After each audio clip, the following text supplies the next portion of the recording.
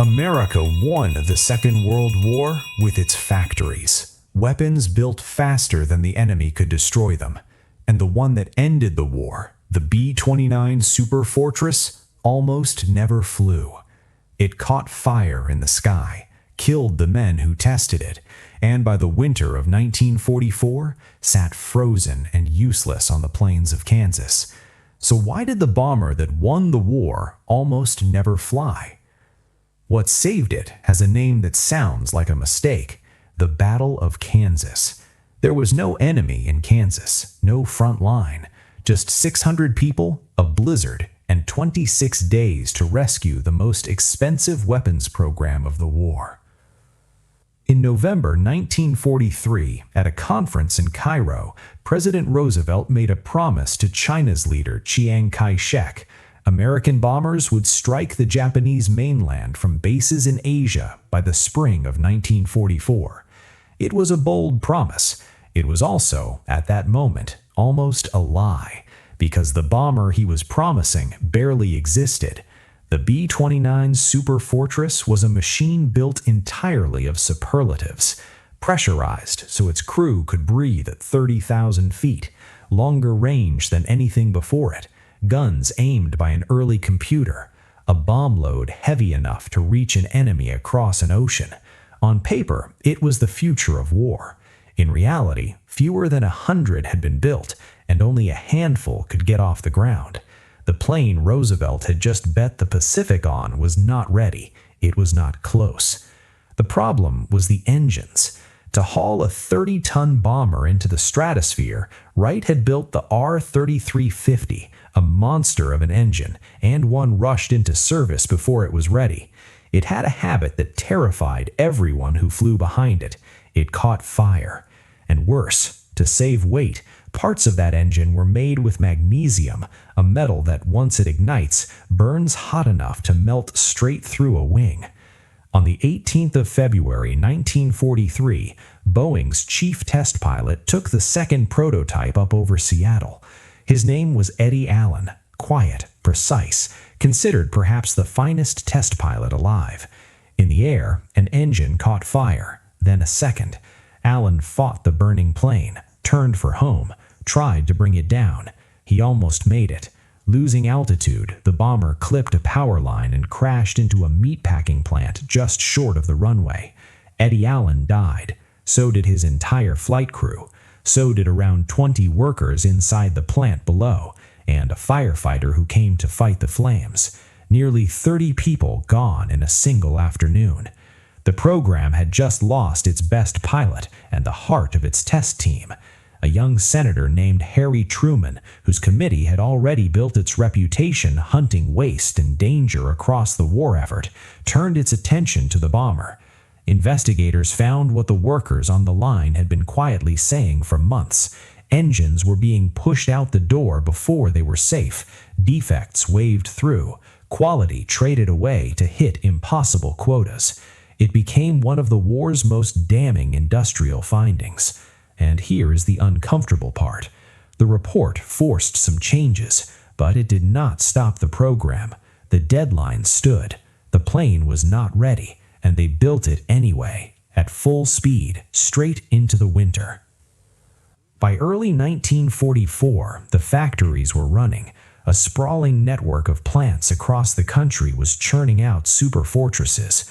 On paper, the bombers were rolling off the lines, and this is exactly where the familiar story of American mass production quietly falls apart, because a plane coming off an assembly line is not the same thing as a plane that can fly to Japan. Of the roughly 97 B-29s that had rolled off the lines that winter, only 16 could actually get airborne. Not one was ready for combat. Each aircraft needed dozens of urgent changes, 54 mandatory modifications before anyone would trust it over enemy territory. The arsenal of democracy had produced an illusion, a fleet that existed in paperwork, sitting useless on 4 freezing airfields in Kansas: Salina, Pratt, Great Bend, Walker. Roosevelt's spring deadline was now weeks away, and America's superweapon could not fly.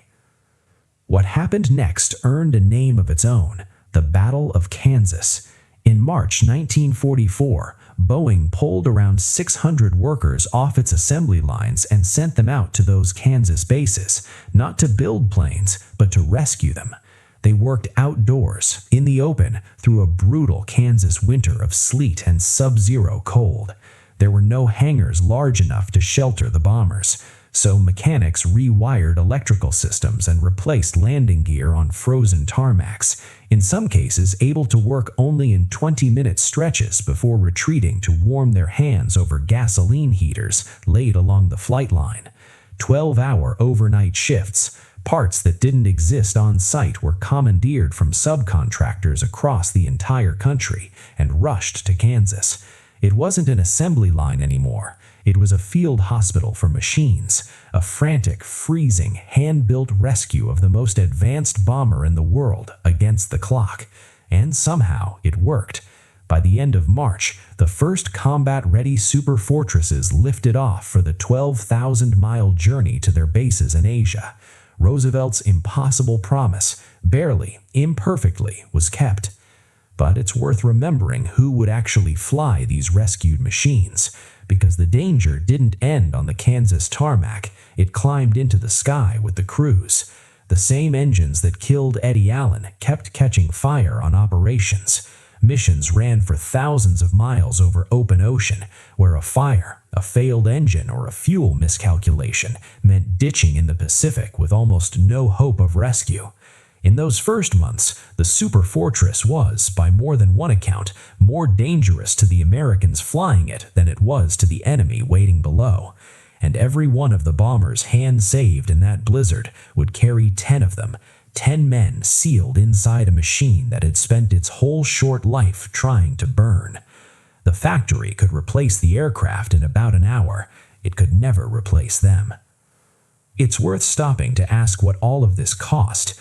The most famous expensive secret of the war is the Manhattan Project, the race to build the atomic bomb, at around $2 billion. The B-29 program cost more than $3 billion in wartime money.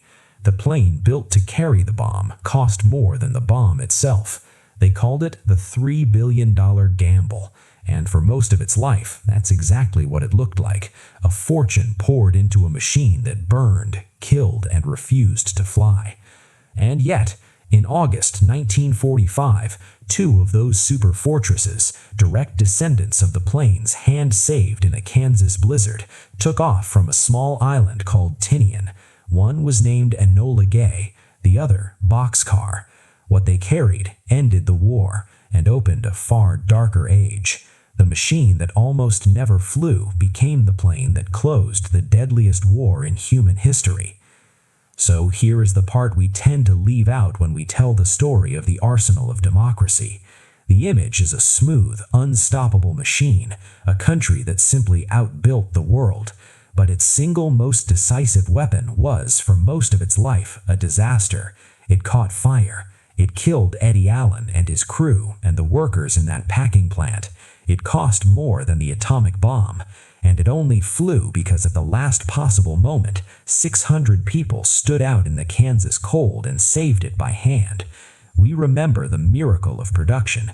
We forget that it was really a rescue, desperate, freezing, and deeply human. Which leaves a harder question than the one we began with.